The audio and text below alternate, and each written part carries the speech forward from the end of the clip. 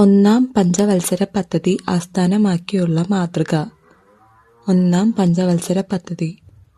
ഉത്തരം option D ഇവയൊന്നുമല്ല.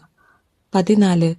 Reserve bank of India സ്ഥാപിതമായത് ഏത് കമ്മീഷന്റെ ശുപാർശ പ്രകാരമാണ്?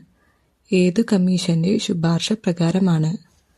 ഉത്തരം option C Hilton young commission. ഒരു രൂപ നോട്ടിൽ ആരുടെ ഒപ്പാണുള്ളത്? ഒരു രൂപ നോട്ടിൽ ആരുടെ ഒപ്പാണുള്ളത്? ഉത്തരം ഓപ്ഷൻ എ ധനകാര്യ secretary, government of India. 16. Sarvodaya പദ്ധതിയുടെ വക്താവ്.